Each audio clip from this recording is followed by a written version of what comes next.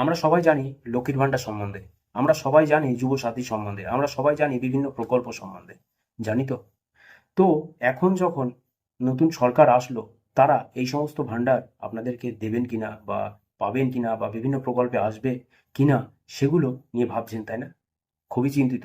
কিন্তু এর আগে আমি একটা কথা বলবো যেগুলো আপনাদের মনকে ছুঁয়ে যাবে এবং মাথাকে নাড়িয়ে দেবে। আপনি পাবেন কিনা বুঝতে পারবেন এবং নেওয়া উচিত কিনা সেটাও বুঝতে পারবেন। কথাটা কি? কথাটা হচ্ছে একটা ছোট হিসাবের।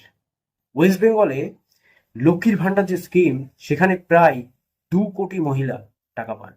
আমি একটা ধরলাম জাস্ট, কেউ পান 1,000, কেউ 1,200, গড়ে সব মিলিয়ে 1,100ই আমি ধরলাম। মোট খরচ প্রতি মাসে 2,200 কোটি টাকা, বছরে 26,400 কোটি টাকা। একটু ভাবুন, এই টাকাটা যদি অন্যভাবে ব্যবহার হতো। অন্যভাবে বলতে 3টে পয়েন্ট বলবো, মাথায় রাখবেন। আপনাদের অবশ্যই প্রয়োজন এবং জিনিসটা শোনাও প্রয়োজন, জিনিসটা ছড়ানোও প্রয়োজন। প্রথম যে পয়েন্ট সেটা হচ্ছে স্বাস্থ্য। একটা হাসপাতাল বানাতে টোটাল 100টা বেড, 10টা আইসিইউ আনতে টোটালি খরচ আমি আনুমানিক 31.5 কোটি টাকা ধরলাম, স্টাফ সহ।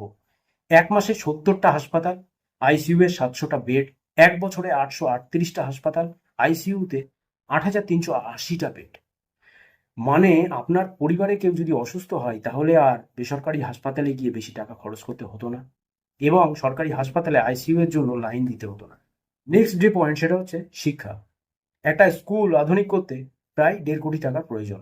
এক মাসে 1,460টা স্কুল আধুনিক করা যেত। এক বছরে 17,600টা স্কুল। মানে গ্রামের স্কুলে ভালো শিক্ষক, ল্যাব, কম্পিউটার, আপনার সন্তানের ভবিষ্যৎ আরো শক্তিশালী হতো, ডিজিটালাইজ হতো। থার্ড নাম্বার যে পয়েন্ট সেটা হচ্ছে কর্মসংস্থান।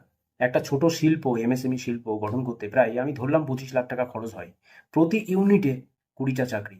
এক মাসে 8,800টা ইউনিট, তার মানে 8,800টা শিল্প, চাকরি 1,76,000 জন এক মাসে। এক বছরে 21 লাখ প্লাস চাকরি। মানে হাজার হাজার যুবককে আর কাজের জন্য বাইরে বেরোতে হতো না।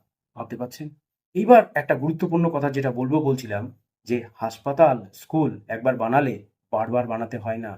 চালাতে খরচ লাগে, কিন্তু সেটা মোট বাজেটের তুলনায় অনেক কম। যে সমস্ত প্রকল্পের বাজেট তার তুলনায় অনেক কম।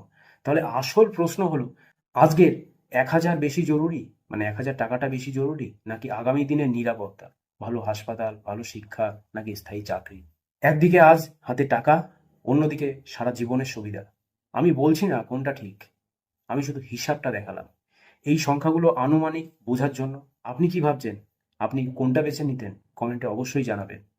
Thank you, bye bye, see you.